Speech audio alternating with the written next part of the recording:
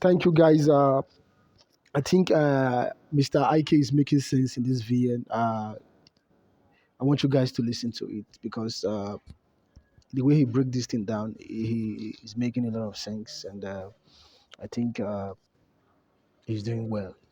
Kudos to Mr. IK. Listen to this VN, and let's continue this conversation in the comment section. And let me also hear your own side of the story, your own opinion. Okay, share this video and subscribe. See you in my next post. Bye for now.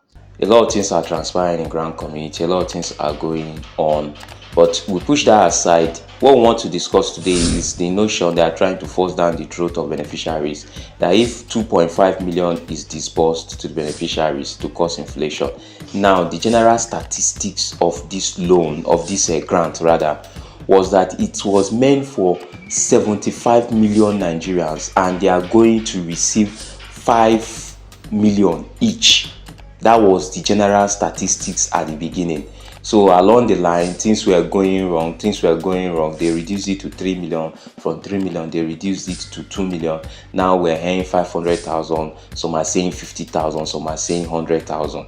Now, the general notion that if that 2.5 million is given to beneficiaries to cause inflation is not true.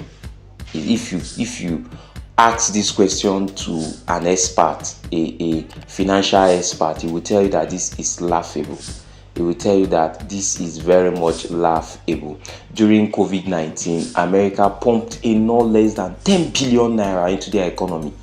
They disbursed free money, 10 billion naira, and the economy was even ready to swallow more money. It didn't cause inflation. If a country like America could pump in 10 billion naira into their economy and it didn't cause inflation, and later early this year again they pumped into 15 billion naira into their economy, disbursed it to people, it didn't cause inflation. And come to think of it, there will be a time America will do some bailout. They bail out some companies and pay off people, bail out some banks and pay off people. If this doesn't cause inflation in a standard economy like America, let alone Nigeria economy that needs money. And they were giving instance that federal government disburses 50,000, 20,000. Why federal government disburses 50,000 and 20,000 is because of greed. Now, you check politicians, they will still imagine Bello, how much Bello was acclaimed to steal. Bello stole no less than, I think, 80 something billion. That doesn't cause inflation. The Senates are being paid 30 million, 15 million. That doesn't cause inflation. Now, to give beneficiaries a token of 2.5 million, that will not cause inflation. It doesn't add up. When the politician steals money, it doesn't cause inflation. Then when the beneficiaries are giving money, it causes inflation. So this is a gimmick. This is a lie. It's a lie to kind of make us make do what they're giving us. According to the information we are getting, initially the beneficiary is supposed to receive 5 million. Later it was cut to 3 million. Later it was cut to 2.5 million. Later it was cut to 1 million.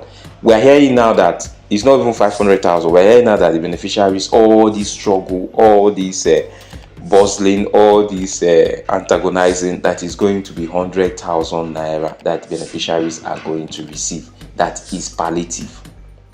Now, why are they giving us palliative? You give palliative when there is state of emergency. You give palliative when a country is at war. You give palliative when there is epidemic. You give palliative when the economy is crippled. Nigeria economy is not crippled. The only thing we are suffering from greed from particular people. So this money that they are saying that is palliative, that they will give palliative for, generally it is, if they want to give us palliative, yes, let them give us palliative. But saying that because of inflation they will not give 2.5 million, that they will keep the money, where would they not keep the money? You see this analogy and this argument doesn't add up. Okay, they have the money to disburse. Because of inflation, they will not give us 100,000, 50,000. Then where would they not keep the excess money? Who will use it? Where will they bank it? Where will they bank it? Is this still not coming back into the economy? Is it not still coming back into the economy? Now Nigeria goes to borrow money because we don't have money. Now there's a means to pumping money into the economy. They are telling us. So these things they are saying is not from financial experts. It's from the foot soldiers of I don't know where they are coming from. So beneficiaries, if they want to give us palliative, let them tell us they want to give us palliative. But saying that because of inflation, if they give us 2.5 million, that it will cause inflation is not true. It's not true. Let them find another lie to tell us. Let them find another thing to tell us.